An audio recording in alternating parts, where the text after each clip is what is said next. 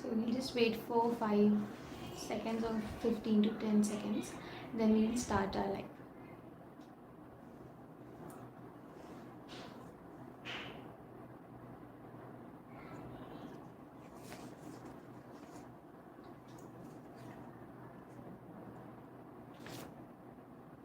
So we'll just start our live.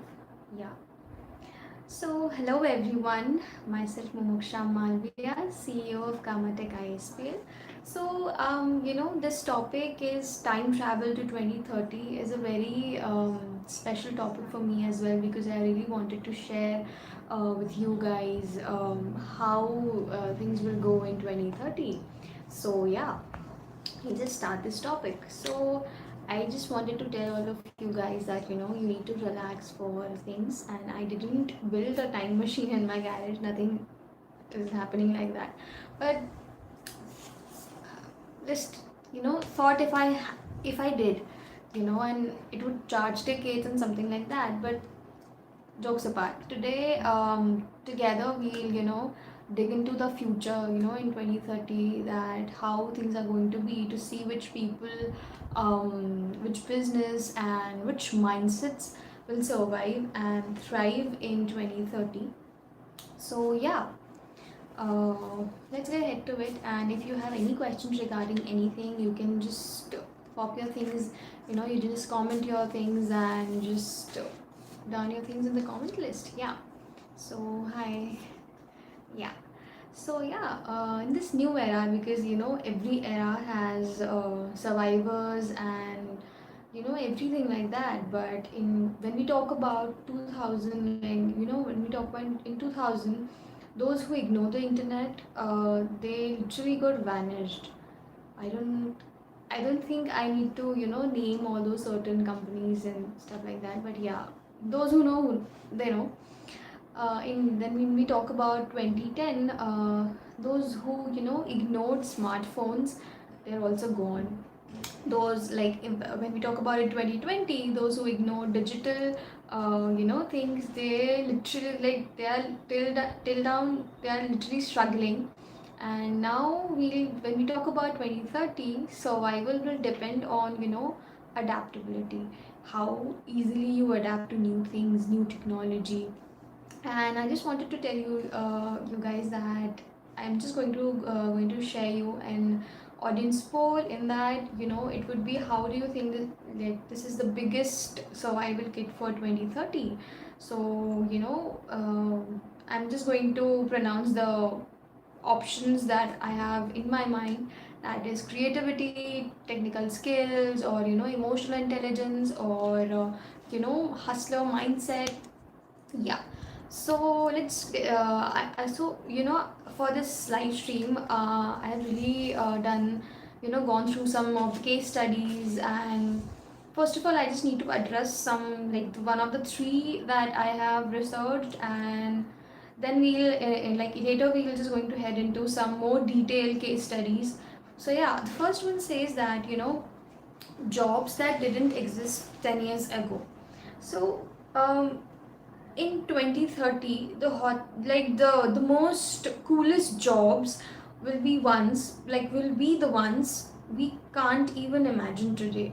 Why? Question arises, and what it is going to be. So for example, in Singapore, there are already robots, ethics, and people who guide how robots should behave, something like that. So this, like, and one more example, like, to understand this concept, I'm just going to give you with another example. That is, in Dubai, drone taxis, pilots are being trained. And in India, we'll see jobs like AI teachers, IoT farmers, and cybersecurity guardians. So and yes, maybe one job will be Netflix binge reviewer and something like that. I'm applying first, let me get it. So yeah, we when we talk about all these stuffs, like, look at Netflix, versus Blockbusters. Blockbusters loved at Netflix. Now Blockbuster is a history. When Netflix was a new concept, they were literally laughing at that thing, ki this is not going to happen and stuff like that. Now, look at Tesla. I just wanted to make you think like that. Look at Tesla versus traditional cars makers. Everyone said that electric cars are like toys, and now Tesla is worth more than all of them combined. And in 2030, only the companies that adapt, automate, and innovate will survive, to be really, really honest. And I just have a really quick challenge for all you guys that you need to comment below which company do you think will not survive till 2030. And this is not a joke. I really wanted to have your opinion as well, because it is very important for us to have our own individual opinions on all these things. So yeah, see this.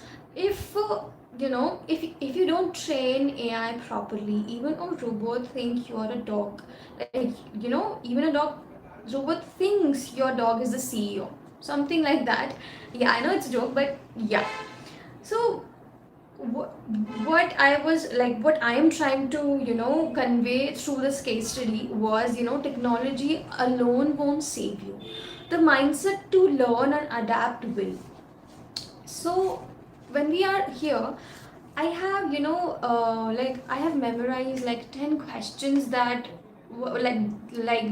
those 10 questions were I think it's really important to address them, and I have to give an answer to all those questions. So let me remember what was the first question. Yeah, so one of the guy asked me that, ma'am, will AI takes my job by 2030? And to be really honest, don't just ignore the background voices. Yeah.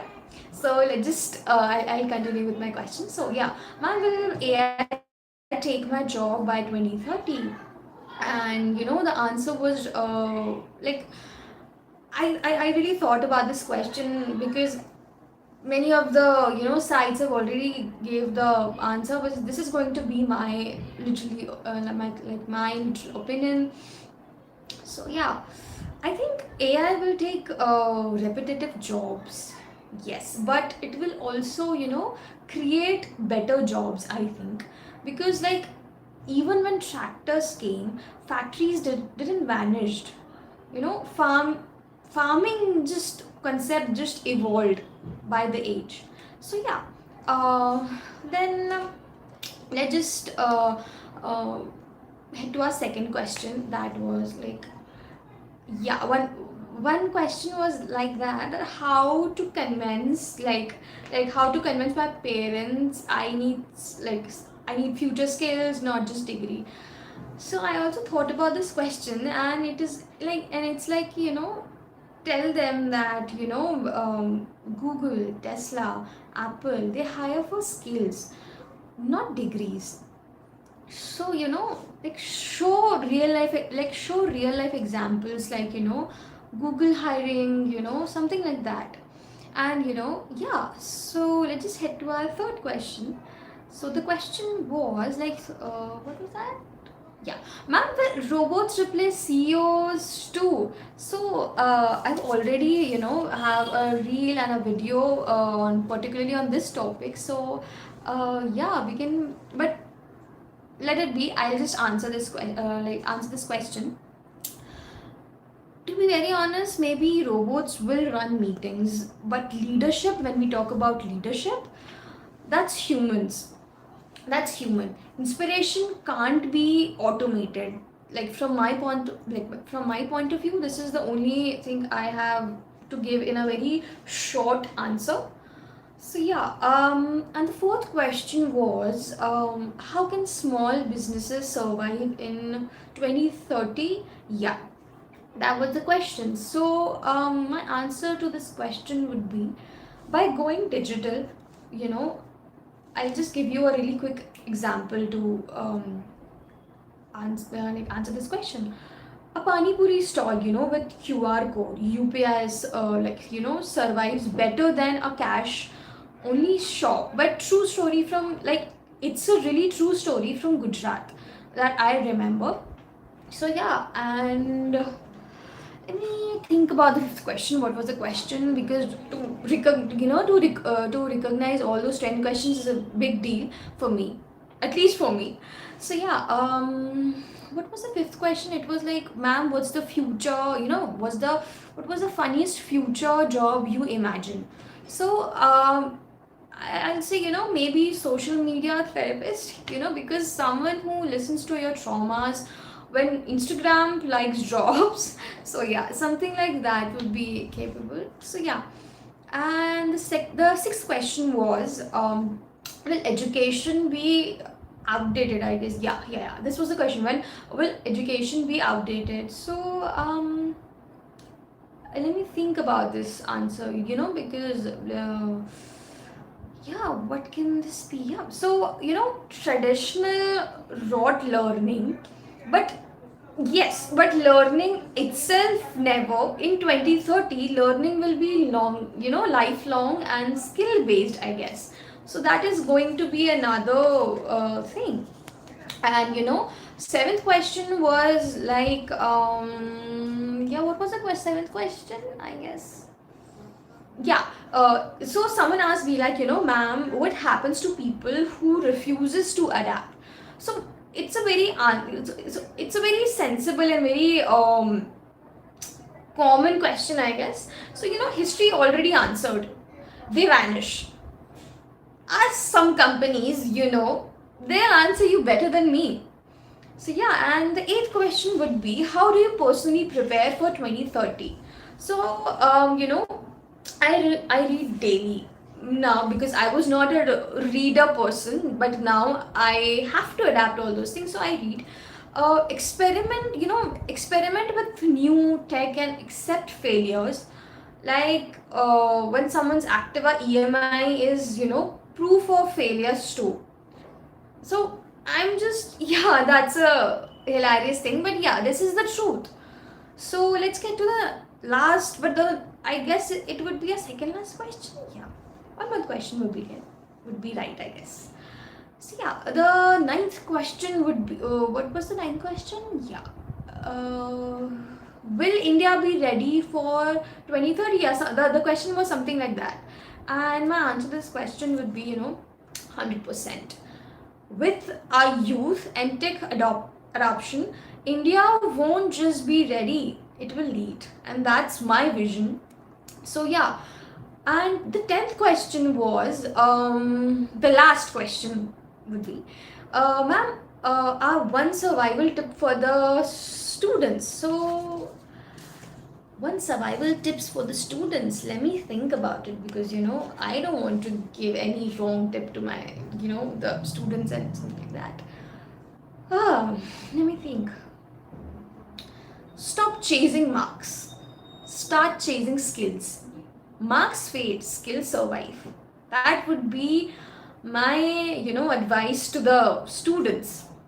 Yeah, so this would be, I guess, the end of our question answer session for this case study. But let's get to the third case study, which is future of India. So when we talk about India, it's the world third largest economy, and renewable energy at scale, smart factories everywhere, rural village running IoT enabled farms, and these are what makes India as the world third largest economy. And I just wanted to give you a simple one liner message that India 2030 is not waiting, it's coming, whether we are ready or not.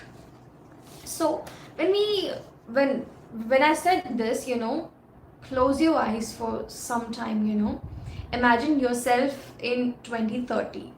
What are you doing? What skills do you have? What's your life like? And then open your eyes and just write in the chat, let's declare our future selves publicly. And before ending this, I have, like, as I talked in the, like, I have done some research on my some case studies that is relevant to this live chat. So I'm just going to read it out, that what are these. So First case study was the factories that refuses to upgrade. Yeah, this is a nice one. So I have this thing that I'll just read it out to you guys. So in 2025, like a mid-sized auto parts factory in Pune kept ignoring Industry 4.0 upgrades. So, they rely on paper-based tracking, manual permits, and outdated machines. So by 2027, competitors who adapt to, IoT and dashboards, or, cut downtime by 60%. That is what it calls. And meanwhile, this factory faced 18 crores in losses due to machine failure and government non-compliance fines. And that is what makes me sad as well, because imagine you are the factory, and you are the factory owners, and do you spend 2 crores today on upgrading or risk losing 18 crore later? So yeah, type in the chat, upgrade now or wait for them. So yeah, I think what I have to say about this case study is maybe not lengthy, but in a very one-liner thing, that just survival in 2030 isn't about size, it's about speed of adoption. Dinosaurs were huge, we all know that. Dinosaurs were huge, but they didn't survive. That is what I'm going to, like, this is what I'm trying to say to all of you guys. So let's get to our second case study that says the school that went digital overnight. So I'll tell you the story behind this, because to make you understand all those things.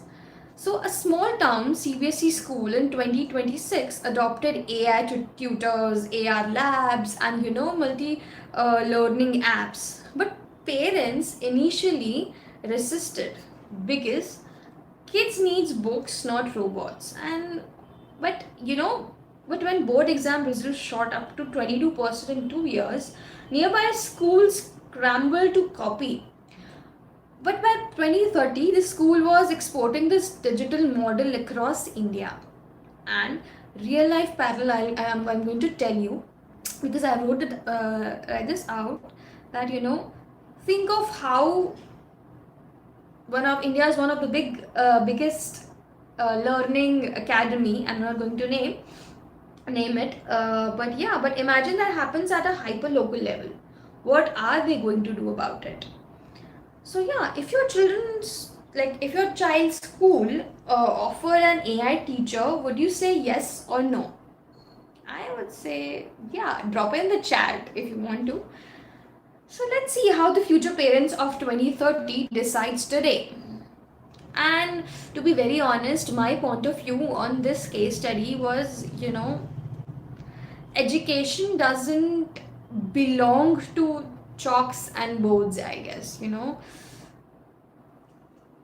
but because anymore, because it belongs to curiosity, the curiosity of kids, that I have to learn this, I have to learn that. The curiosity in them, that is the biggest motivation.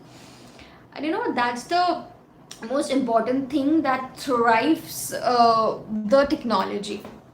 So yeah, I just wanted to tell all these things to you, that when I was a kid, I was really into technology and everything like that. So yeah.